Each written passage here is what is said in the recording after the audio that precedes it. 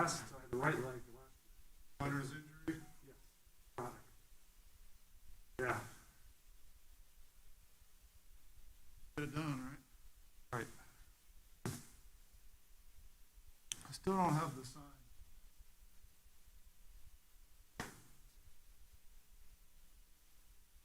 To the end of the.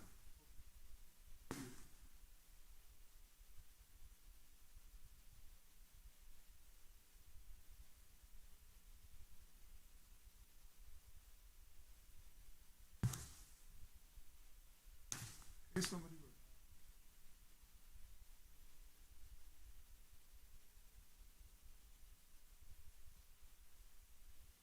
That's not, that ended up being a non.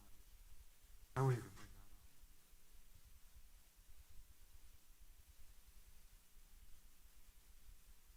that up. Yeah.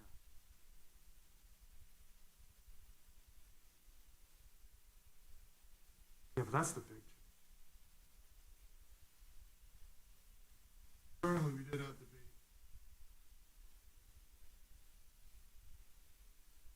Left it flat. There's the amicable discussion if revenues continue to fall short. Through resolution, benchmark would be willing to discuss. Similar to what we've been doing. So the biggest thing is the booking policies and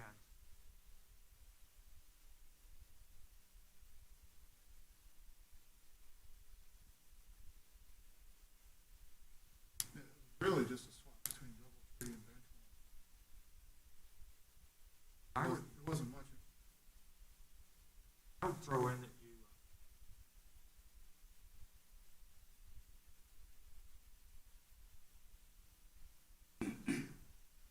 I keep it. I don't even know if they're subject gonna to- ask it. If there's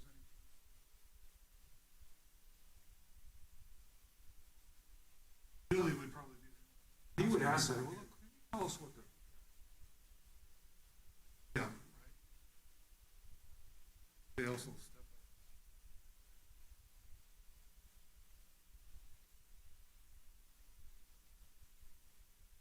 Brian. Hi, Brian.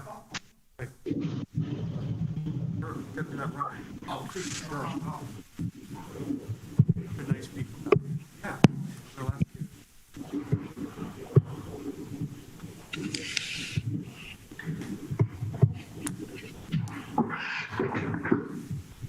Hello. Hey, Alan.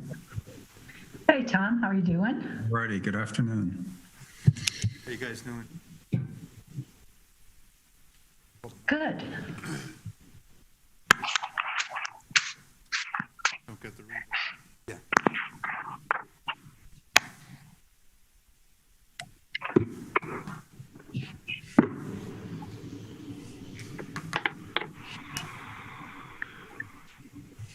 Howell, how are you today? Good. How are you all? Doing great. Well, Hey, Brian. Tom? Long time no see, Alan. Yeah, you look good there in that room, though. Thank you. Is the install complete, Brian? No, we've still got some gear that's not in, the case goods for the control centers. Back And, ordered? Yeah, they're just a timeline, construction timeline, just a little delayed. But Gotcha. fundamentally, we're in really good shape. We've got the array mics in this room here and the cameras front and rear, but they're cabled, but they're just not hooked up yet. So we've got a wonderful control center in the front right of the room. Nice. So not a lot of people going to be in the room today, it looks. We got a couple more bodies. That's good. That's a start. Any moment, we'll walk in, yeah. How can you hear me good, Ellen? Yes. Is there a good sound? Okay, good. I can't see the color of your eyes, but I can see it's you. the new cameras are coming. That's right. Yeah.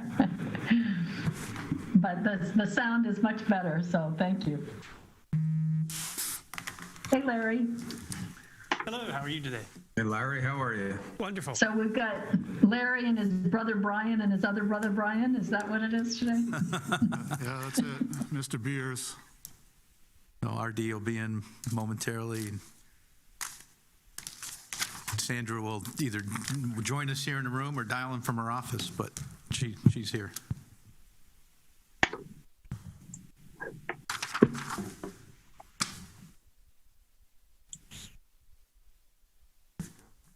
Thanks, Paul. Mayor Lee? Hey, Mayor Lee. Thank you.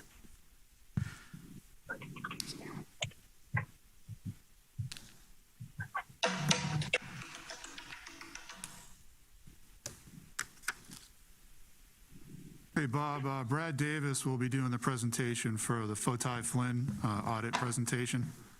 Okay, That's number 3 on the agenda. okay. Just give Thank you you. the heads up. Yep. Yep, thank you. Quiet day in the city, Mr. Cowell? It is so far. Hopefully it stays that way. Beautiful. Yeah. We like quiet days. Yes. Unless it's busy with good excitement, then it's okay.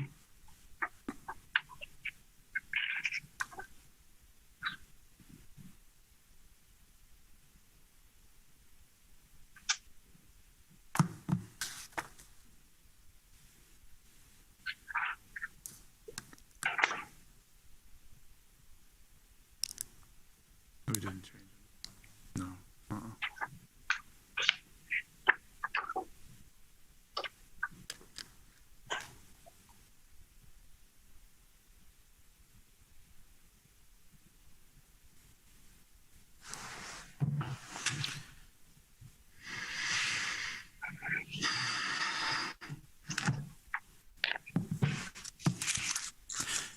Any basketball games this week, Tom? For you, home games? Had a cancellation yesterday in the day for the day, but we have another arrival today, women's Nice. basketball. Yeah, cancellation 4 hours before arrival. Oh, no. Goes right to depressing. Yeah. Especially when it's COVID related. Yeah, I know. It's a tough situation. I know they're doing the Sure best is. they can for sure, but most of the ACC had issues. Yeah, Duke's women canceled their season completely. Well, I know Radford had a 3 overtime win last night, which is pretty exciting.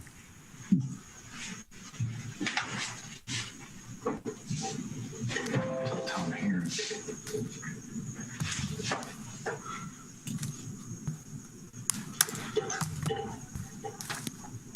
I like the periodic chart mask. That's great.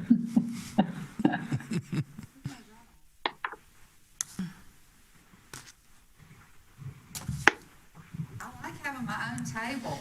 Spread out.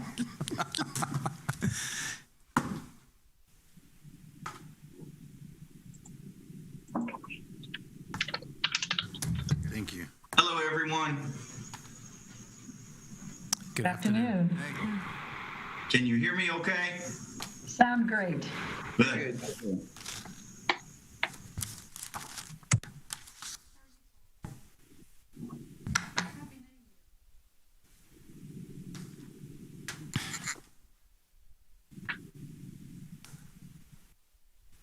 This throughout the day from a lot of Republicans who were texting me who said they were actually glad that Donald Trump was not there, that it was important that it was Joe Biden's day and moving forward. All that science is with us. She's our newest White House correspondent. I'll be covering the Biden campaign. Nice. Hello, Dr. Pinkney. Hello. Good to see you. Good afternoon.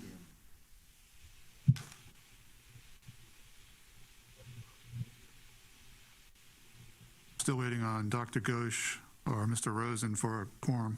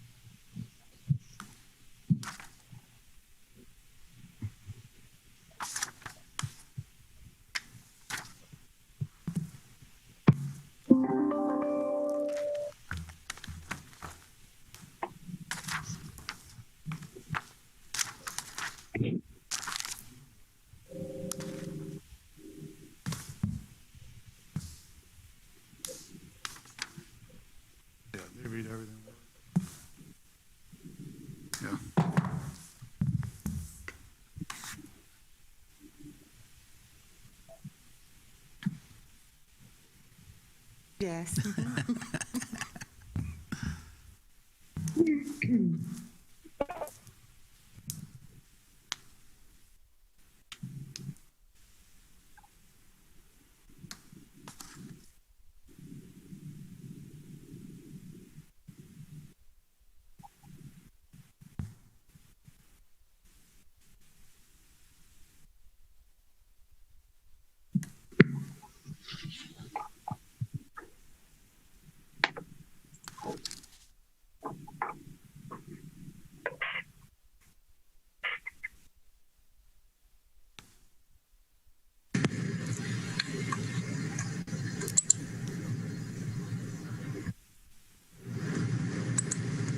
Okay.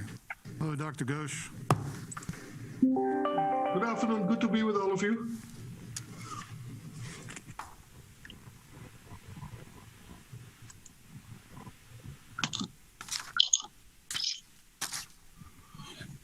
Okay, Evelyn, we have a quorum together. If you'd like to, I'll pass it over to Bob at this time. All right.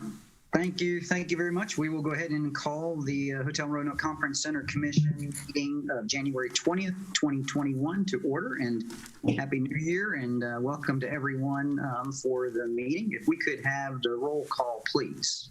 Okay, Dr. Dooley, Mr. Rosen,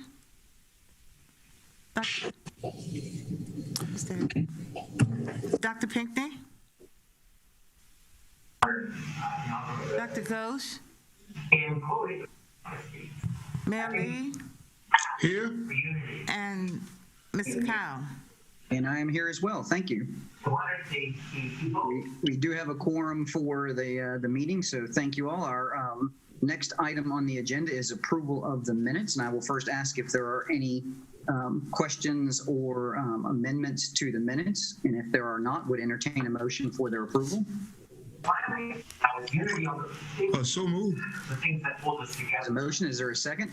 The other note is that he was Second. Thank you. All those in favor, please say aye.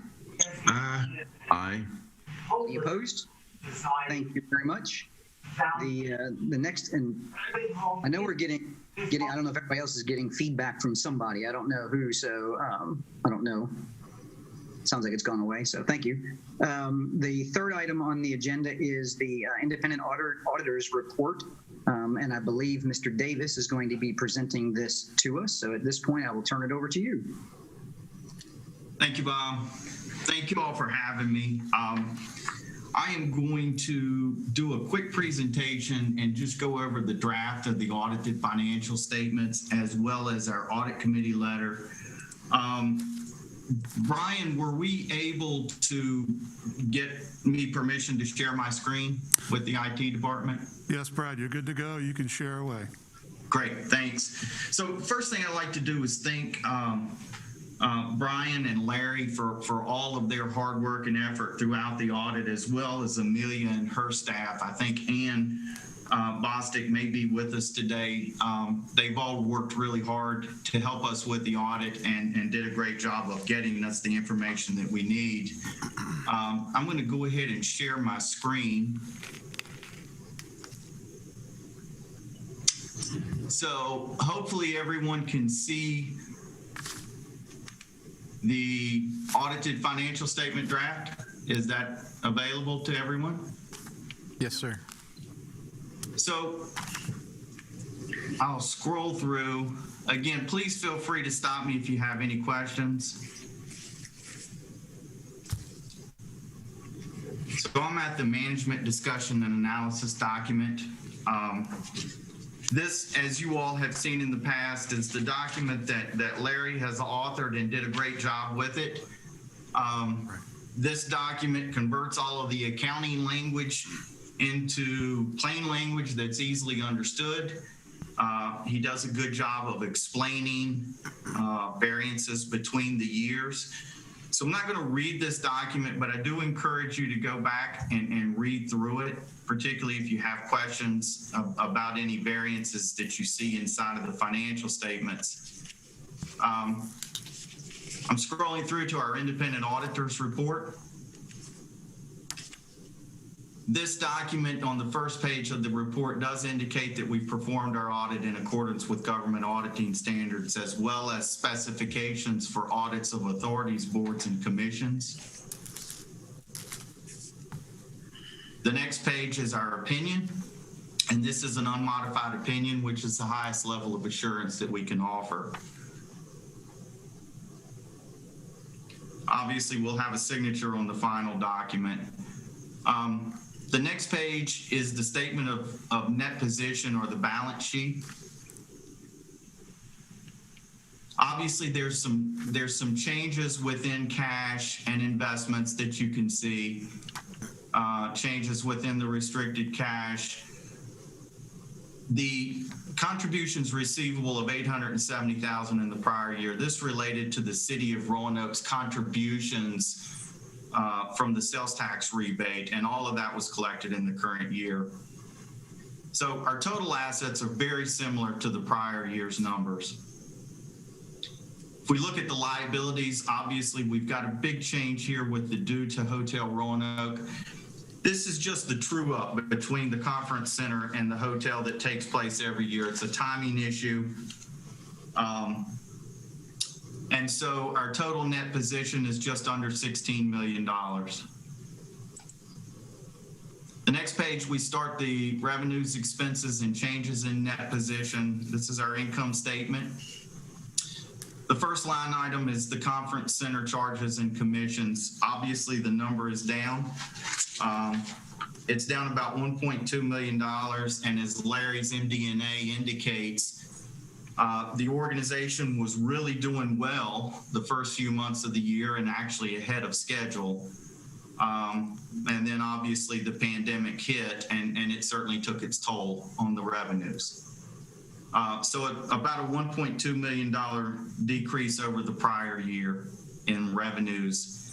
The operating expenses is down about $500,000, and that translates to an operating loss of $927,000. Under the non-operating revenue section, this is where we report the operating subsidies from the city and Virginia Tech, and the contributions from the city as it relates to that sales tax rebate, and then interest earnings. Obviously, in the prior year, the Housing Authority gifted the land, and that was a significant amount. So that's the reason that we've got the decline in the total non-operating revenues. All of that translates to a total change in net position, or a loss for the year, of $342,000. Let's skip over the statement of cash flows. And on page 13, we begin the notes to the financial statements.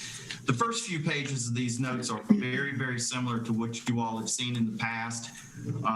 It's a generic footnotes that describes the organization and its operations. So I'm going to flip over to page 17. And on page 17, we give some description of the breakdown of the cash and the investments that are held. A lot of that is held by the city and invested in their local government investment pool. The next page is an analysis of the capital assets, or the fixed assets, for the year. And this analyzes the change for the current year. The next schedule is the same change for the prior year.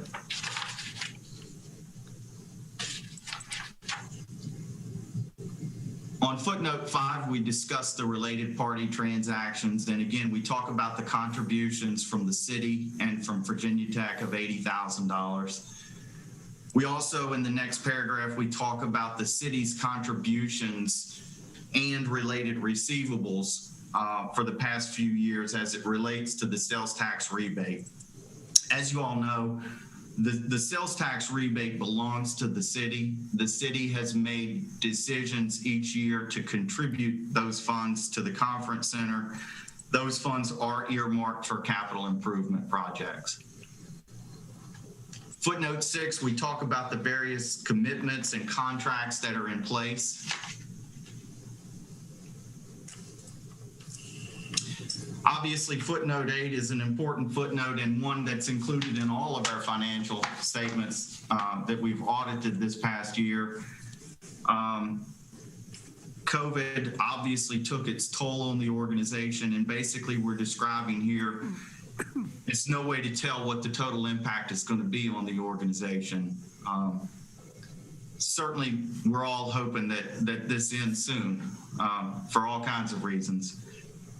In the subsequent event footnote, we talk about the contract with Benchmark had expired on December the 31st, and then it's been extended on a monthly basis. The next page is, because we are doing or performing a governmental audit, we're required to consider the internal controls of the organization, which we did. Throughout that process, if we came across issues that rise to the level of a significant deficiency or a material weakness, we are required to communicate that to you all in writing in this letter. I'm happy to report we found no such deficiencies or weaknesses. Also, as part of a governmental audit, we're required to look at compliance. And at the high level, we're looking for compliance, obviously, with laws and regulations, but we also look at compliance with the various contracts and agreements that are in place. And we tailor our audit approach accordingly. So, you know, a part of that is the relationship between the conference center and the hotel, and the fact that we do have some sharing of revenues or expenses, and part of our audit procedures are to determine that that is being applied on a consistent basis, and that there's no evidence of any tampering, I guess, if you will, with those numbers. So we found nothing that we're required to report. Everything looked good in that regard. Before I move on to our audit committee letter, are there any questions on the draft of the financials? Okay, I will go ahead and state this is a draft. Certainly, if anyone, after having a better chance to look these statements over, if you feel that we should add additional language, we can certainly consider that. I think you could just send any comments you may have to Brian. I will say that we're unable to finalize the audit until the city has completed their CAFR. We anticipate that that's going to happen soon. As soon as it does, we have to do just a little audit work in regards to the cash that they hold by looking at the final version of the city's statements, and then we'll be ready to issue the statements in final format.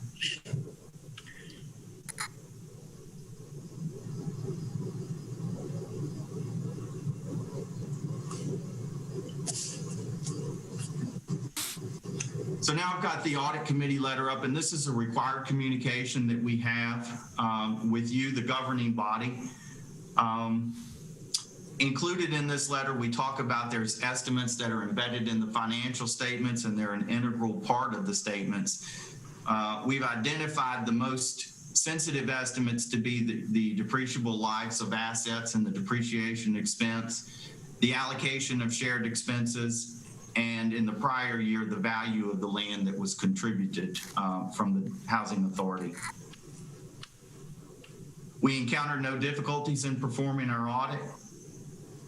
We did have some proposed entries, and actually an entry that we passed on. I'll go over that briefly in a minute. We had no disagreements with management. We're not aware of any consultations or opinion shopping on behalf of management. We talked about in the financial statements that I was required to report any significant deficiencies or material weaknesses. And again, we had none of that. This is merely a recommendation as it relates to the bank reconciliations. For those of you that have sat on the commission for a few years, back when Debbie was the director, we had recommended that she get the bank reconciliations and review those monthly.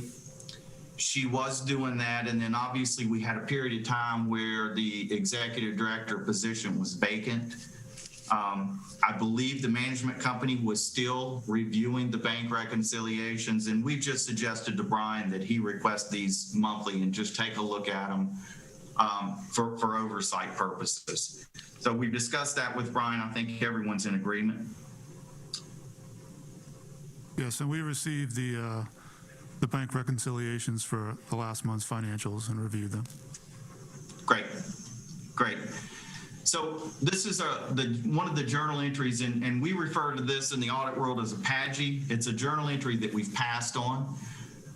So there is a government bond that's being held. The interest was not accrued, and everyone has determined that it's an immaterial amount. So we've passed on that. It will be reflected on the next set of statements. And the next set of entries are effectively entries that we've discussed with Ann and worked with her and the city staff on, and I think everyone's in agreement with those. So those were the only adjustments that we came across during the course of our audit work.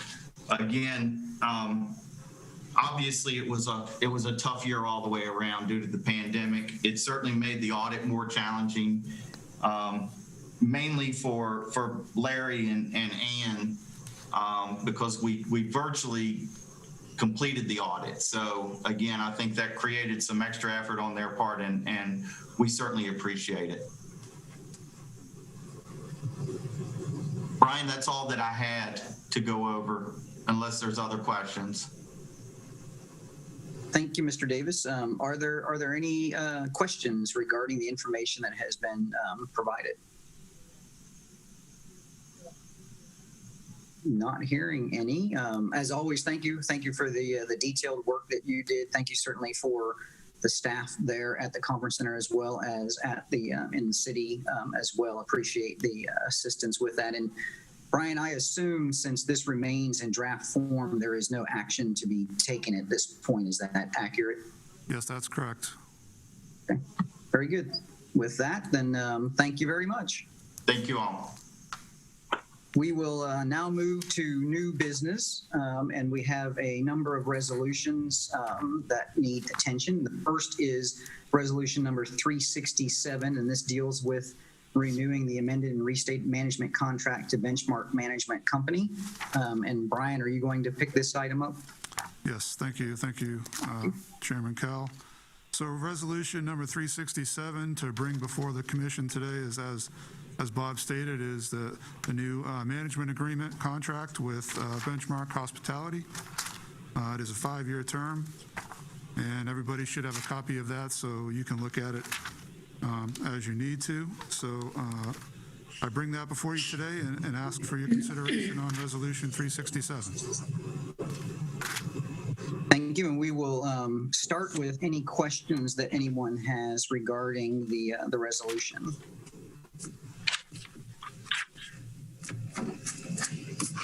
Hey, this is Corey. Could you summarize any differences between the existing management agreement and the proposed? Thank you, Mr. Rosen. Absolutely. So there really wasn't a lot of material difference between the prior contract, but we did touch on a few things. There was an issue when we changed a little bit when it came to the joint ownership of data, and that has to do with the booking records of the conference center and Benchmark. And then there was also a change on the business plan and the submittal date for the budget, which we agreed that we changed it from 90 days to 60 days to coincide with the LLC's budget at the hotel. All of our business stems from the hotel's business, so it didn't really make any sense to have it due before they committed their budget. And then there was just basically an administrative level change to the booking policies where it still had DoubleTree in the verbiage. So we took out DoubleTree, obviously updated it with Benchmark. So it's just a couple small administrative level changes there. There was some debate on the management fee itself, and we decided at this time we were going to leave it flat to prior year's contract, prior 5-year contract. However, we would, as we've continued to do recently, if revenues stay down where they are, Benchmark has agreed to, continue conversations that if we need to reduce those fees resolution-wise, they'd be willing to have that conversation with us. And that's about the, highlights of the changes within the contract. Thank you. Thank you, Court. Any other questions from anyone? If not, I believe we will need a motion for approval of the resolution. So moved. Thank you. Is there a second? Second. Thank you. Brian, do you prefer a voice vote or do you want to do a roll call? Voice vote's okay. Voice vote will work fine, Bob. All right. Thank you. In that case, then all those in favor of approval of resolution of the commission number 367, please say aye. Aye. Any opposed? Thank you. Thank you. The motion carries. That moves us to item B, which is resolution of the commission number 368, which is approving contract for supply, delivery, and installation of the parking system upgrade. And I think we talked about this somewhat at one of our earlier, one of our later meetings in last year. But Brian, would you like to bring us up to date on this one as well, please? Absolutely. Thank you, Chairman Kell. So resolution number 368 of the Conference Center Commission is just that, a resolution for the approving contract supply, delivery, installation of the parking service upgrade. I will defer to Mr. Wright if he wants to just give a brief summation of our contract proposal with Lionberger Construction. Yes, briefly, I think the main concern at the prior meetings was everybody was in agreement how to move forward, as it was a proactive step, especially given the time that revenue is a highlight and a special highlight for our parking stream. The budget was $400,000 combined. It's shared 50-50.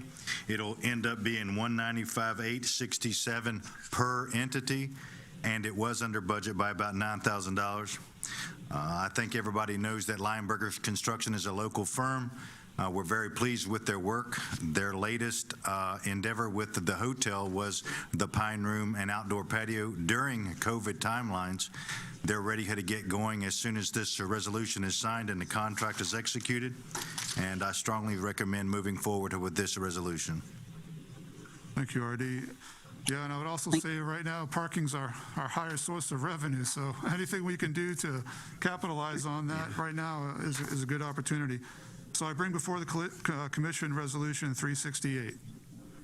And one question, Mr. Wright, I know we previously didn't receive any bids on this, and I know we went through this process again.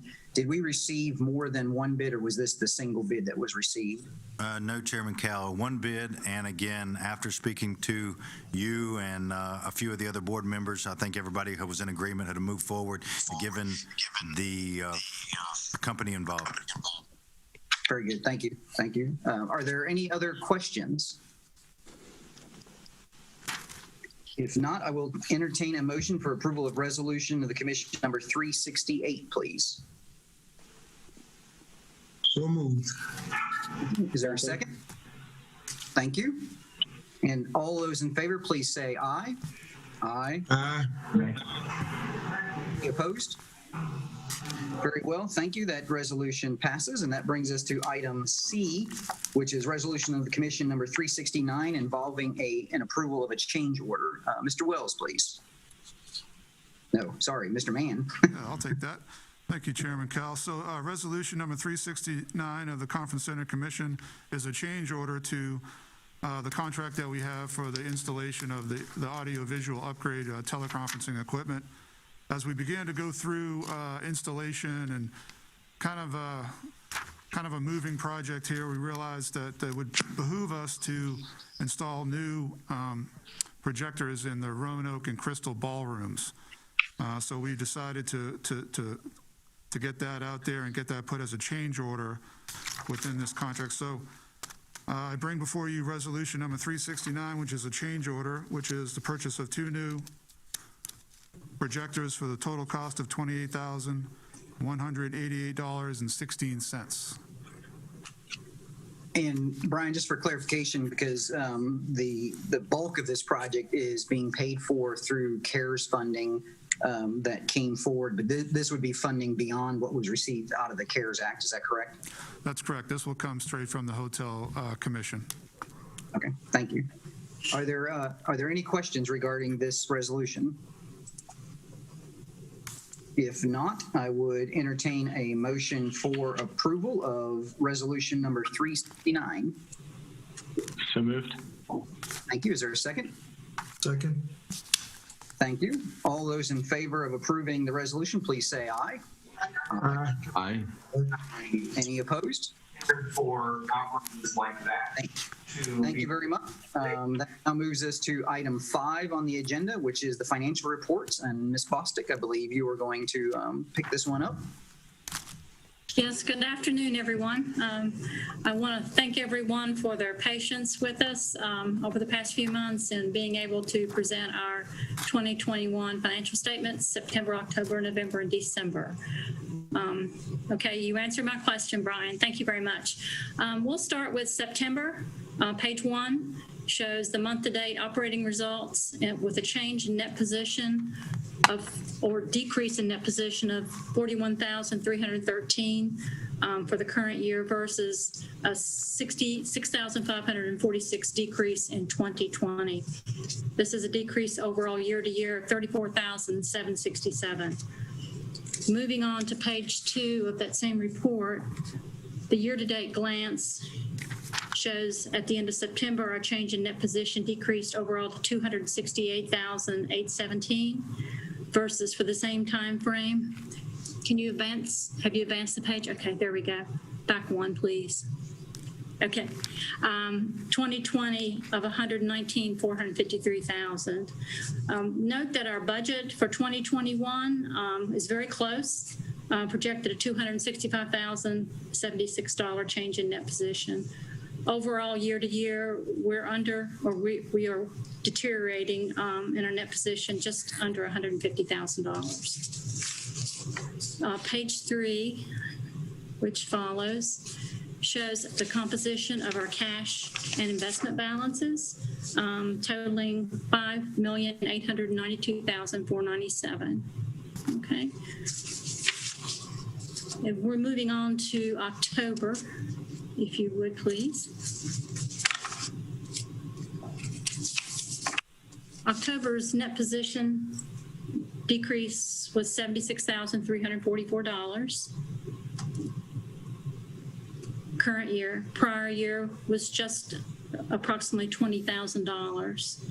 Year over year, that's a decrease of $56,328 decrease in net position.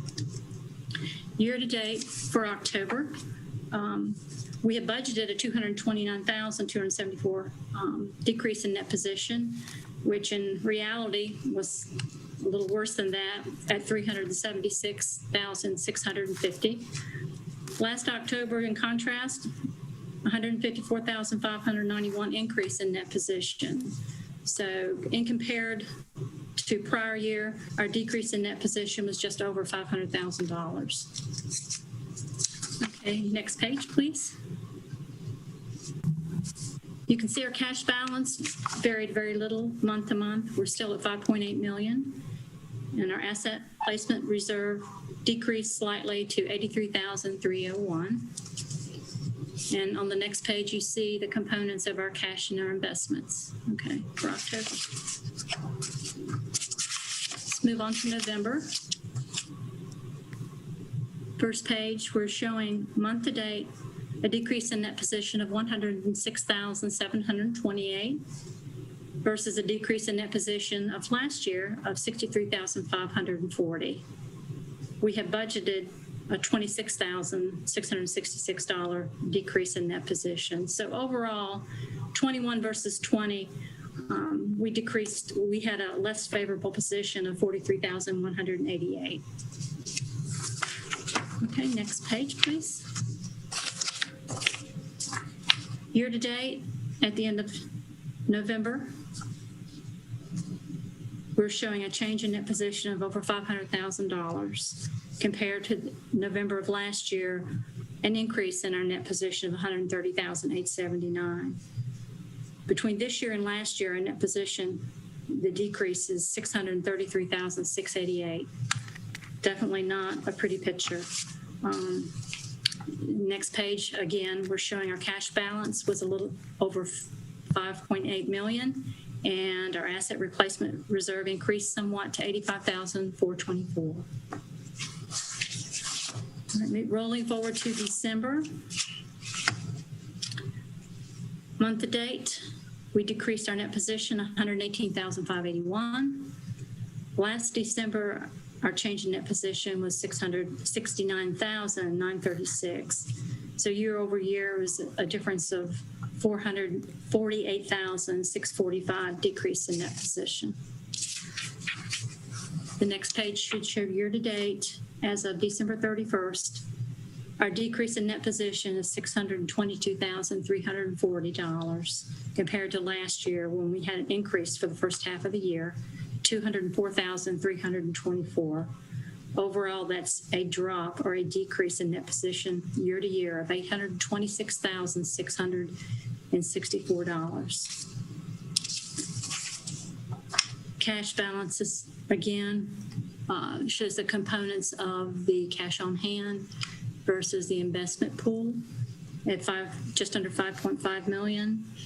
Asset replacement reserve, very consistent, decreased slightly at 82,828.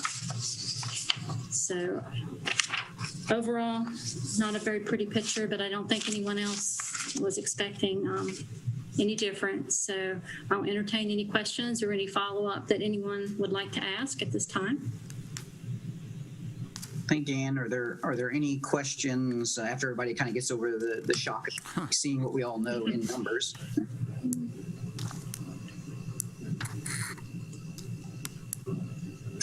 All right, not seeing any questions. Thank you, Ann, for that information.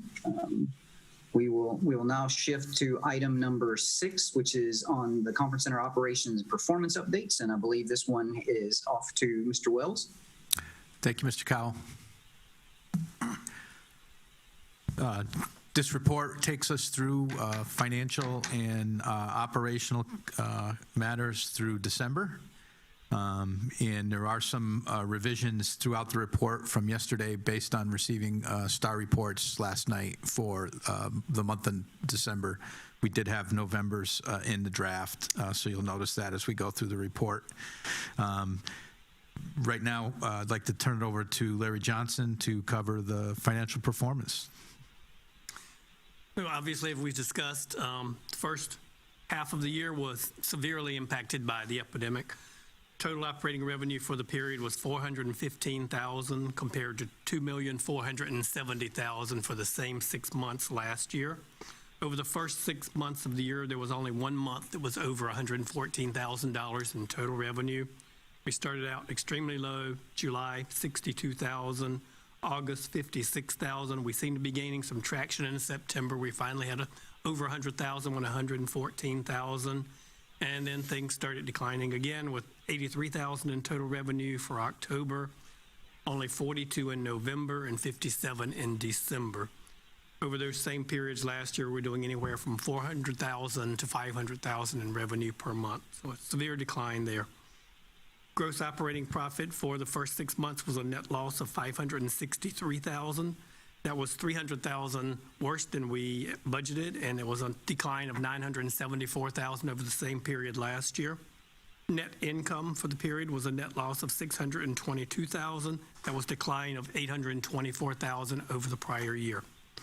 There is one piece of good financial news for the first 6 months. The hotel received a payroll protection loan from the first round of stimulus funding of $2.9 million. Out of that, $297,000 was spent on payroll for the conference center. That is currently booked on the balance sheet as a liability, as a loan that will have to be repaid.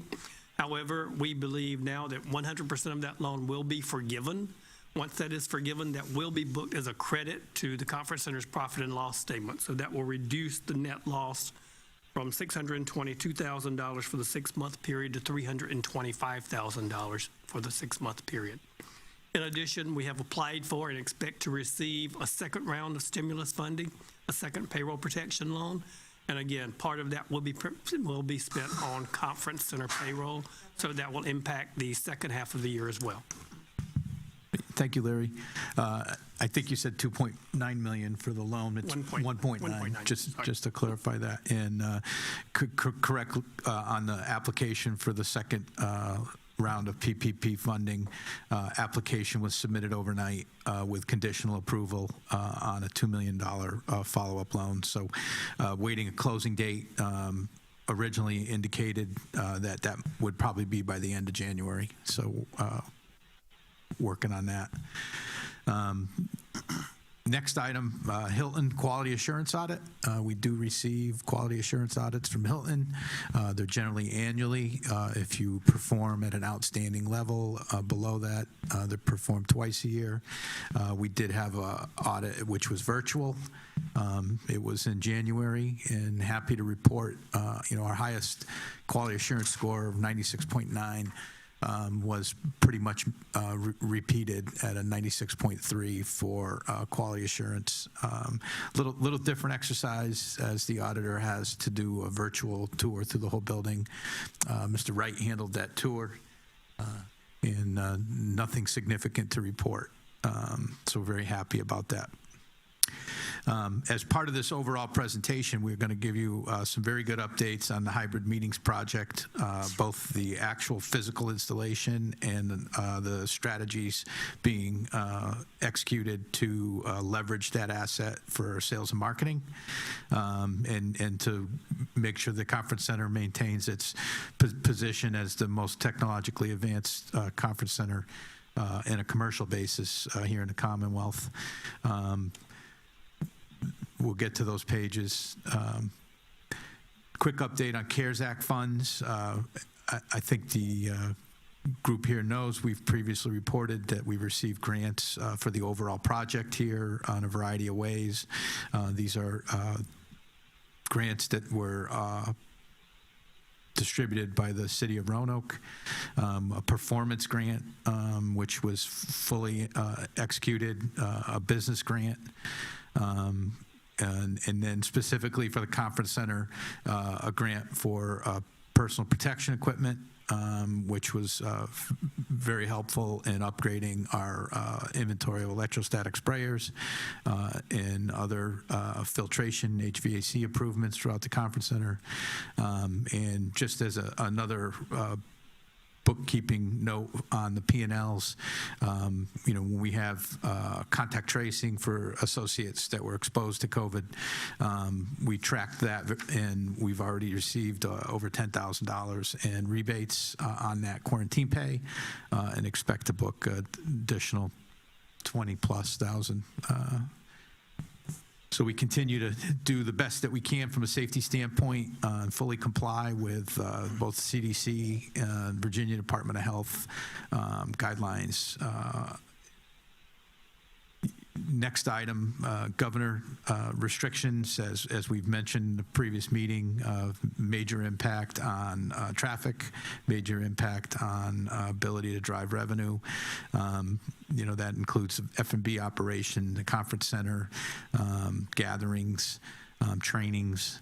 And also we can see in the STAR report how that also has similarly or affected other group type hotels here in the Commonwealth, and we'll cover that on another slide. We do expect, it was announced that on January 31st that the governor would revisit what the restrictions are, so we all work very hard for our part to make sure that the COVID counts are impacted, in a way to bring down overall caseload, hospitalizations, so we can return to some sales activity here in the conference center. Larry, I don't know if we covered the cash position, and we also have some scenarios to take a look at what that first rolling 12 months of a recovery year might look at. If you want to cover that. Yes, absolutely. For Q3, we're currently forecasting that we'll have a net loss of $397,000. For Q4, a net loss of $256,000. So a net loss of $654,000 for the second half of the year. However, again, we did receive a second round of payroll protection plan funding. So depending on how much of that is spent on conference center payroll and how much is forgiven, that will reduce the amount of cash that we'll need. Right now, it's at $654,000 for the second half of the year. Thank you.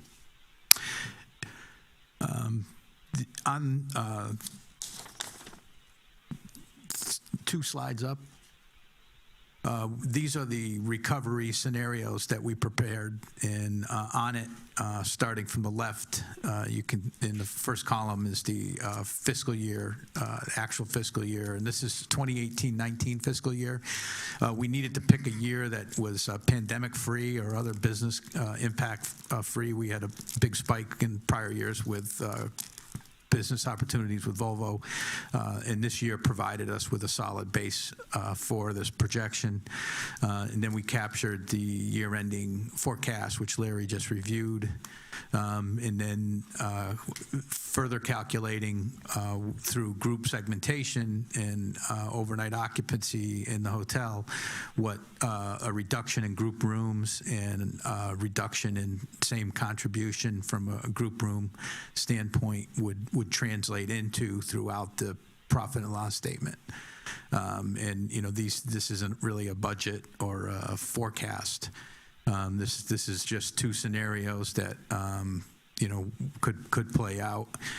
You can see that total revenues 1.6 million with a minus 20% group room night drop, with a 30% group room night drop, 1.4 million.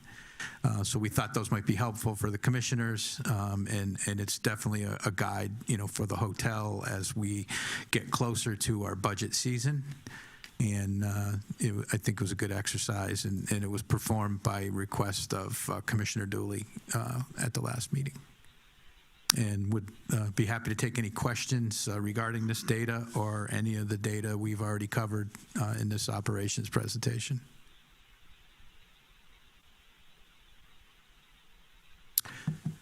Okay, one last item from page one. Just want to cover just a kind of a security update. We've gotten some great situational awareness review from Benchmark with some national security vendors that they use to kind of prepare us to be prepared if there's any civil unrest or other actions locally. Also, Hilton has put out guidance for the states of Maryland and Virginia, which we receive. Tested all of our protocols, and just wanted to report to the commissioners that, you know, we taken appropriate precautions and refresh training and things that would make the conference center prepared in the case of any type of negative situation developing. And what we want to do now is talk a little bit about what group pace is at right now. We talked about a couple scenarios that showed group rooms down 20% and down 30%.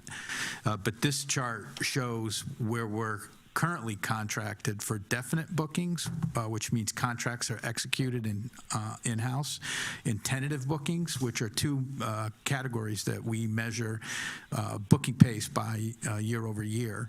And this chart shows that the booking pace for definites and tentatives have similar appearances to prior years. So for the 21-22 booking pace, you'll see that in the column on the left that the definites are 13,680 with tentatives at 3,411 for a total pace of 17,000. And compared to prior years, it's fairly close. It's not off by 20 or 30%. And we also wanted to demonstrate that from a revenue maximization standpoint, what the current average daily rates are for that contracted business, which are also up. year over year, which is what you would expect. And based on the conference package fee increases that we put into place over the last 12 months, those incremental revenues will, should also increase nicely. So we wanted to demonstrate this, as we know, if we're in a force majeure situation, that these contracts, aren't written in stone, and we'll be rebooking and placing business into future dates.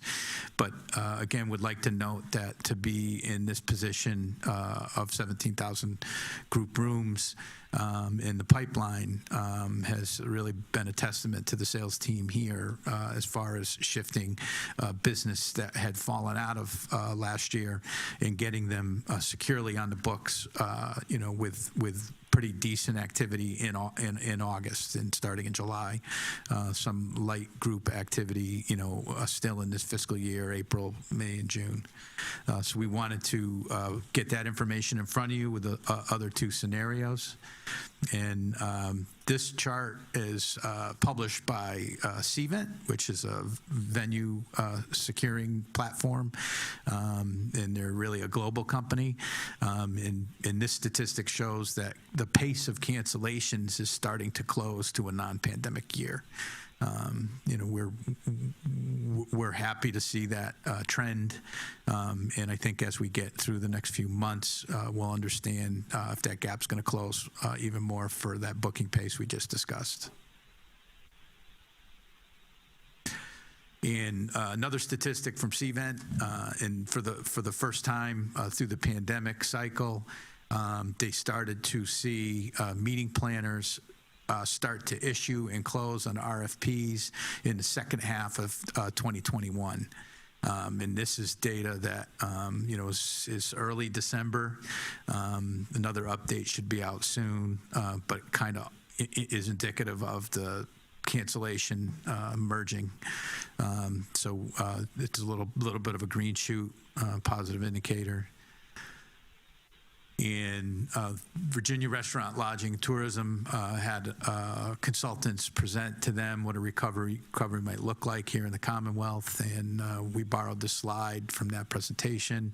And really, it's kind of what we've experienced this past year, that leisure travel is going to kind of fuel a recovery in early on weekend dates, holiday dates, summer dates. So we do see a pattern that supports this commentary here at this property. And then these were the assumptions that tourism economics used. But obviously difficult start to the year. Then Q2 vaccinations will really give us what the expectation will be. For us, weekends still continue to be the highest occupancy period with leisure travel, and they would see some essential corporate group and other groups start to meet end of Q2 and into Q3. In post-Labor Day, things pretty, getting back to a normalized status based on what the initial projections on the vaccination execution implementation would be. So we just wanted to share some industry data that gives some indication of, if we were to prepare a budget today, this is the data that we would be reviewing. And as far as the STAR reports are concerned for December, this is for CompSet 4, which is the large group hotels throughout the state. You can see that the occupancy here locally far outpaces their experience, which translates to a very solid RevPAR, for the set, still very suppressed at 36.2% occupancy locally. But we did want to give that information on how the state's doing to the commissioners. And then just from a quick local overlook, we closed the gap in December on occupancy for our local comp set, hotel 36.2. So we do see that locally, midweek, now that we're through the holidays, we're seeing a little increase in some business travel midweek. So that's also positive to see. And then additionally, this is the data from Virginia Restaurant Lodging and Travel Association for the Commonwealth, for the major market tracks, and just so you kind of understand where everyone is in performance.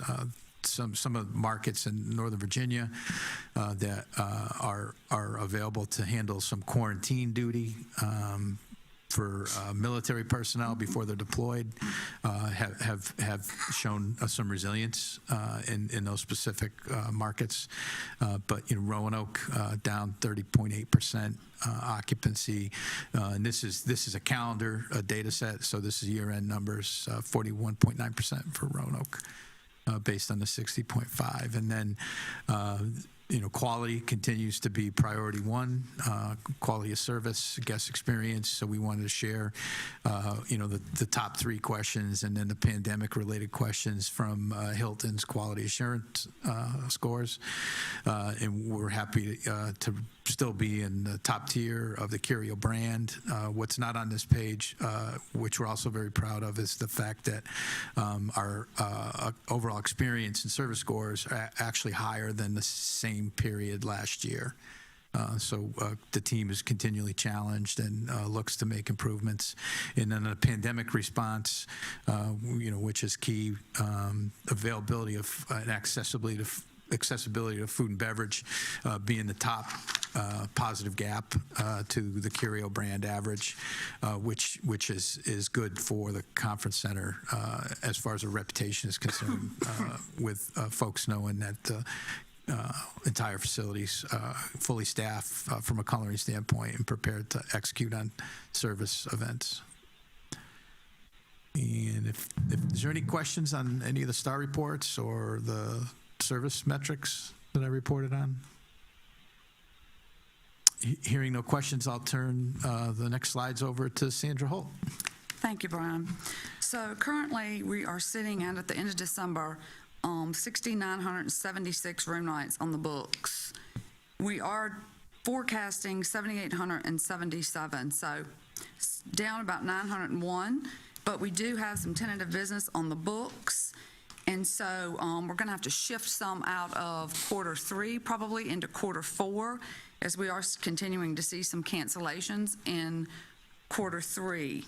So as Brian mentioned in the earlier slide, we were at 13,680 rooms for next year at the beginning of December, and we were able to add some there. So currently we're at 14,607 rooms, and again the ADR is up about $8, so somewhat comparable to what we've seen in the past as he demonstrated.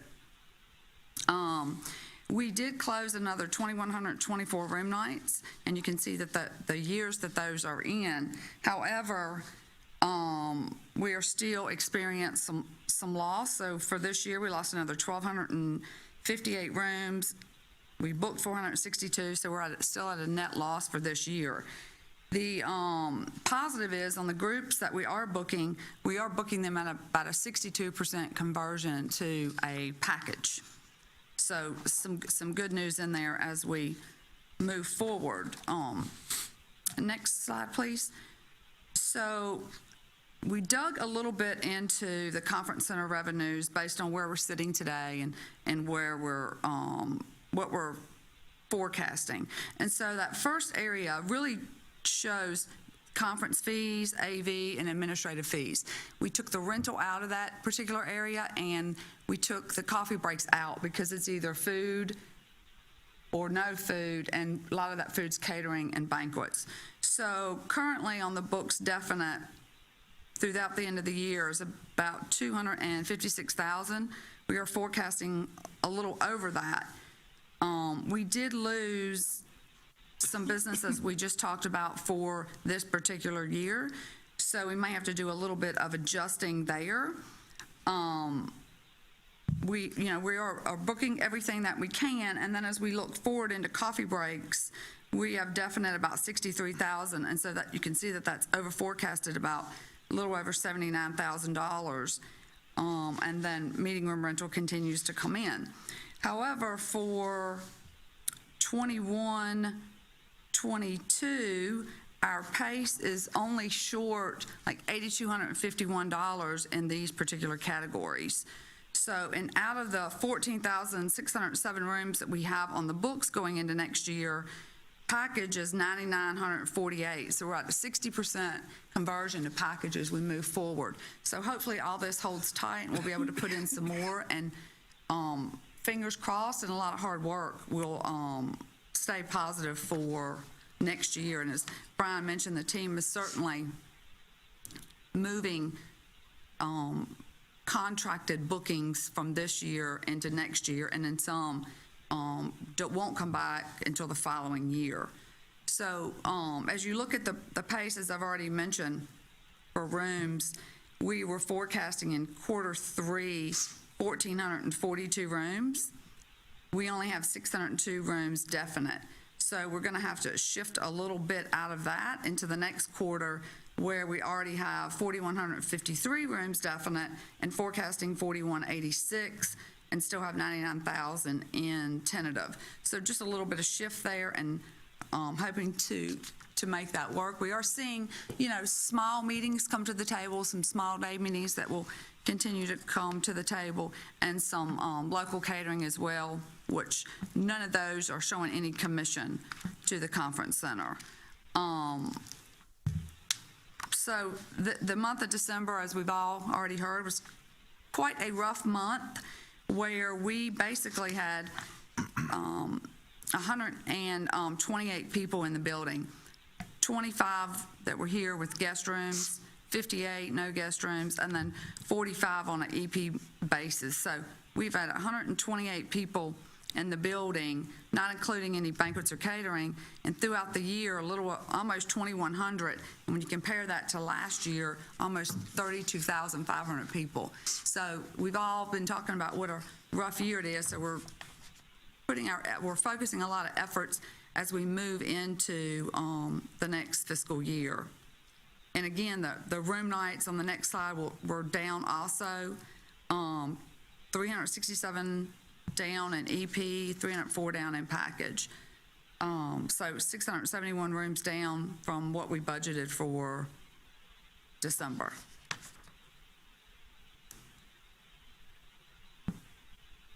Yeah, you can go back. Keep going. One more. There we go. So some great progress was made on the photography for the hotel and the conference center. We did bring a photographer in to take some great photos, which we're using in social media, on our website, on our booking engines such as Cvent and others. So it was positive.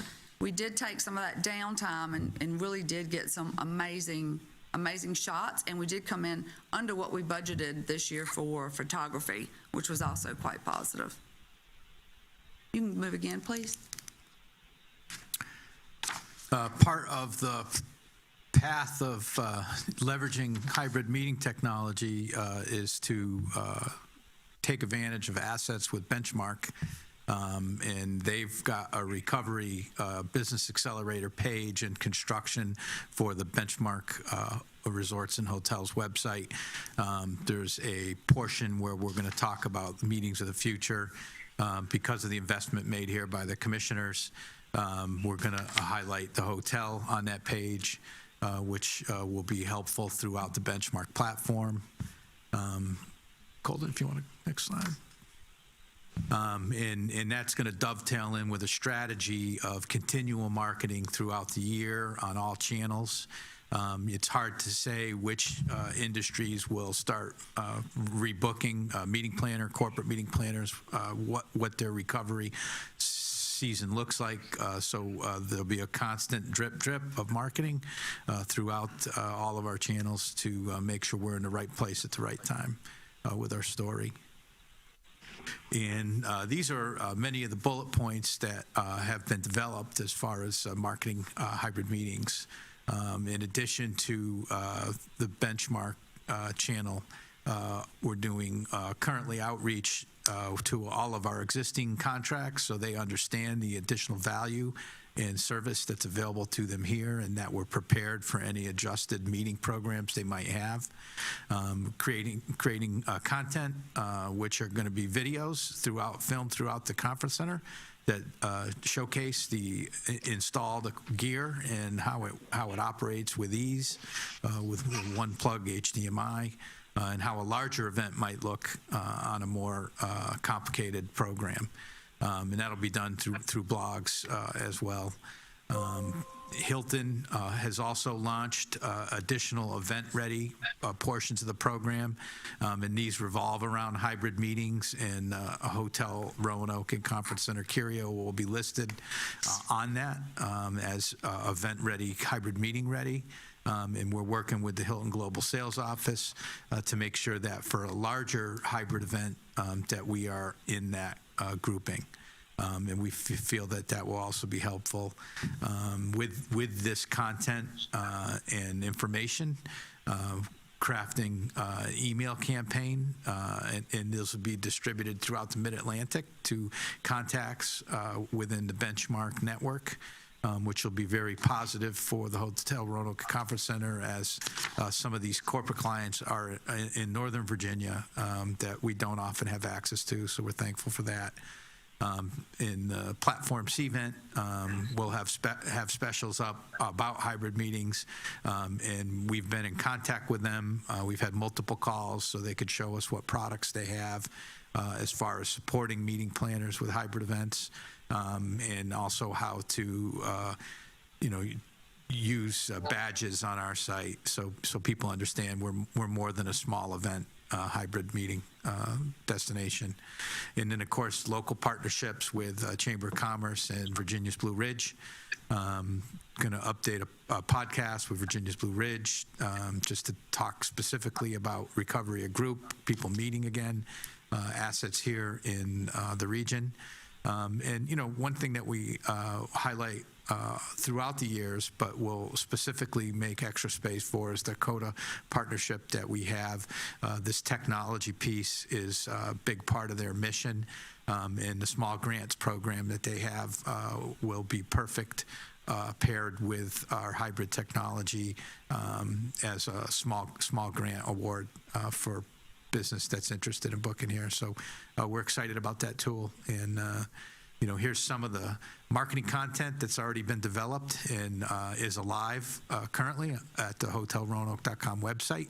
So it talks about, the capabilities that we have as all the implementation here is final, and we through Imagineering figure out all that we can do with it.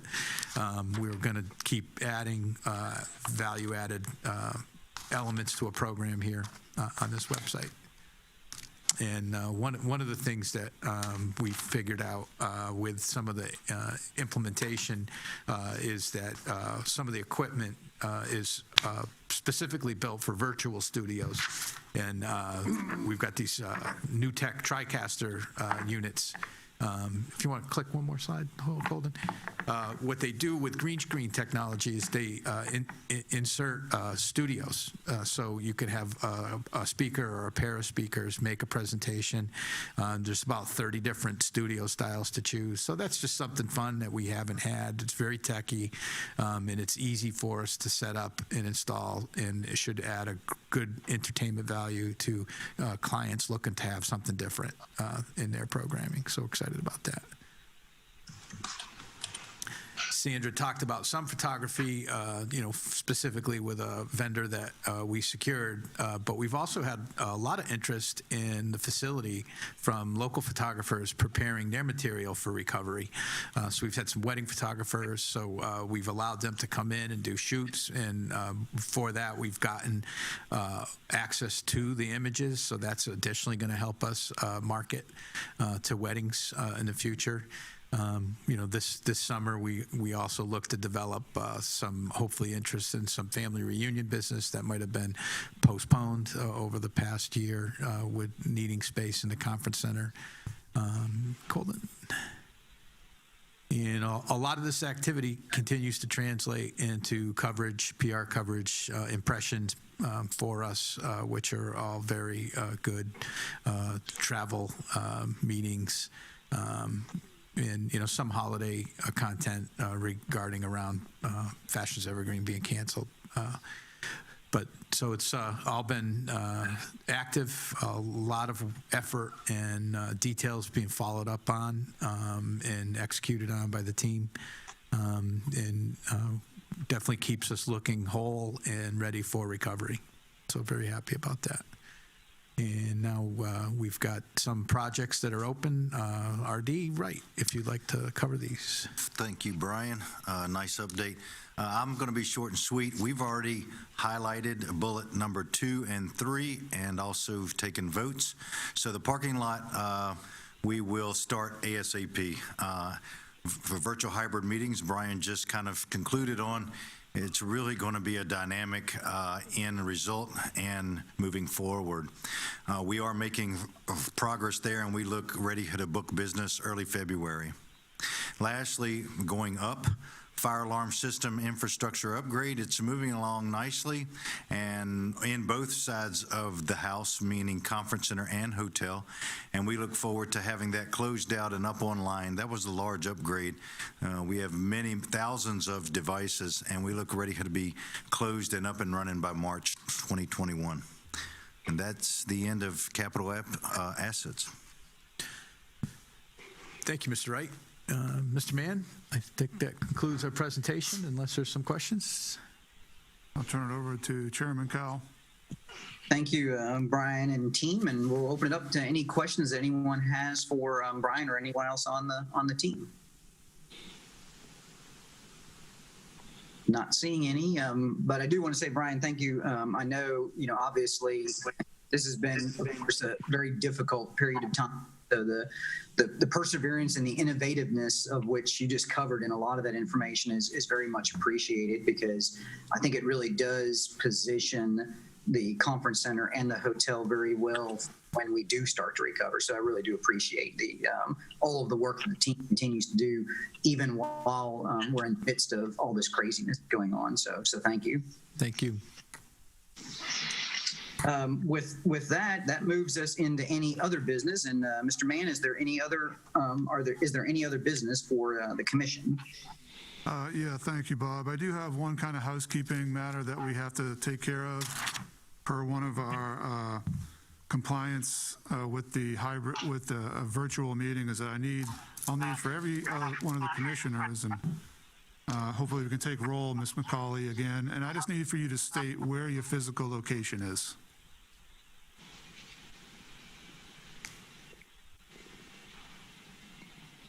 Yeah, so if we can run through the roll call, I think, and if folks will just do that. Okay, we moved mics. I'll take the roll from Ms. McCauley. Mr. Rosen? Roanoke. Dr. Pinckney? Blacksburg. Dr. Ghosh? Same as Dr. Pinckney. Mayor Lee?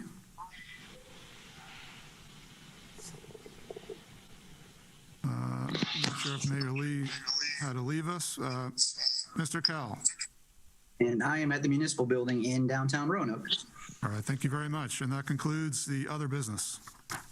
Thank you very much. And the last item is just of our upcoming meetings. And of course, our next meeting is scheduled for March 24th. And then we go on from there, and hopefully not much longer after that, we'll actually be able to meet in person, hopefully. So that will be a nice change of pace, a nice celebration to be able to do that. So unless there are any other items, questions, or other business, I will happy to entertain a motion for adjournment. Or we can just, thank you. Thank you. With that, the meeting of the commission is adjourned. So thank you all very much. Thank you, guys. Thank you. Thank you.